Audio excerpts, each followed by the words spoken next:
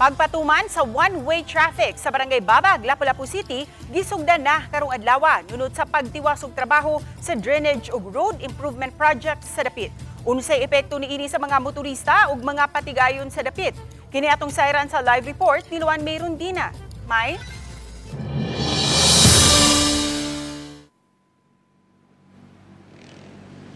nakaani og managlahing reaksyon kining pagtrabaho karon sa drainage project and road concreting project sa dapit. Subay niini nagpatuman karon og temporaryong kausaban ang lokal kagamhanan sa dapit. Sa social media page, gipahibaw ni Lapu-Lapu City Mayor Junard Ahong Chan nga sugod kaganihang alas 8 sa buntag. Ang daan gikan sa Open Mercado paingon sa Cordova himuong one-way. Samtang ang mga sakyanan nga gikan sa Cordova paingon sa Open Mercado sa Trigon Timpulok Road na paagion. Apan sa pagsusi sa RTV Balitang Bisdak alas 9 kaganihang buntag, wala kini hingpit nga napatuman. Kay gitrabaho pa ang lane habig sa Purok Butterfly 2 Babag 1, ang lane habig sa Kalawisan gipuli-pulihan pag-agi sa mga sakyanan nga gikan sa Open Mercado o gikan sa Barangay Babag. Busa, bumper to bumper ang sitwasyon sa trapiko, ilabi na sa habig sa naglinya nga mga sakyanan gikan sa Open Mercado. Sa phone interview, gipasabot ni Mario Napole, pangu sa City Traffic Management System sa Dakbayan, ning unang adlaw sa pagpatuman sa one-way traffic scheme, ang mga sakyanan lang gayud nga gikan sa Cordova ang gipa-divert ug didto paagia sa Trigon Timpulok Road.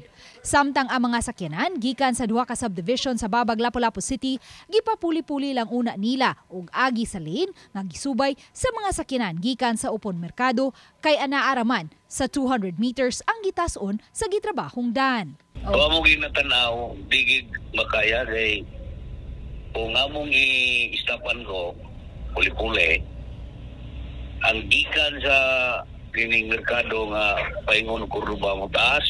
Busa, human sa kapinduha ka oras nga pag-eksperimento, hingpit na gayud nila nga gipatuman ang one-way traffic scheme. Na may traffic sign dito, Ma'am Luan. Butangan na mo traffic sign atubang sa Kalawisan nga tanang motorista kinahanglan mo right siya dili siya mo left. Ato siya mo agi sa may Timpulok Road. Okay. Oh, yapila po ang haniya. Pipila sa mga motorista nga among nahinabi, gihasulan kay nakamugna kini og trapiko ilabi na sa oras paingon sa trabaho. Ara man ning ka-traffic din maglisod ka nang inig kabuntag maghatod sa ahong apo ara yung lisura inig kawas pa diha arang kalamak unsa naman Damaw tay among kunang ugi trabaho unta dapat ka nang dili ting klase gi tunong manuon pud og nigabli.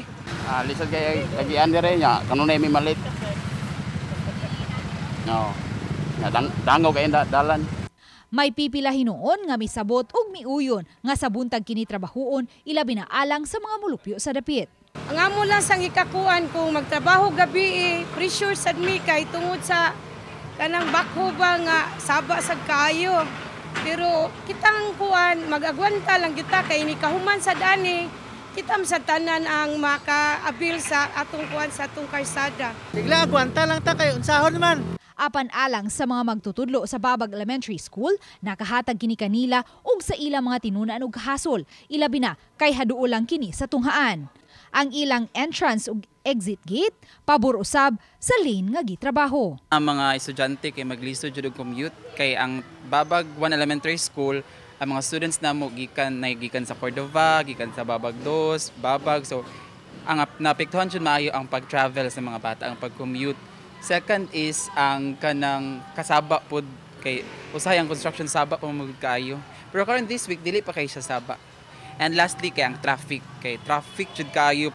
Matud ni Lapu-Lapu City Mayor Junard Ahong Chan nga samtang ang proyekto iyaman sa DPWH apan gipasaligan sila sa kontraktor nga paspasan ang pagtrabaho niini nga dili maabtan og duha ka semana.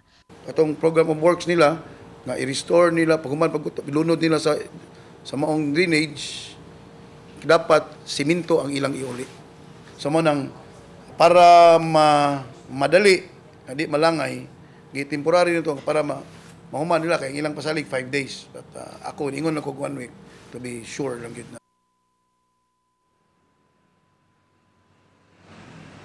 Ses gipahibaw usab sa mayor nga kining road concreting karon in preparation pa lang kini sa road widening project nga ipatuman usab karong tuiga nga magikan sa iskina Sisilex Babag paingon na sa iskina Gunob Canbulaw. Busa angayan gyud nga taas-taasan pa gyud ang pasensya sa mga mulupyo o mga motorista sa dapit kay matud pa alang raman usab kini sa kaayuhan sa tanan. Ses, dagang salamat, Luan Mayrondina.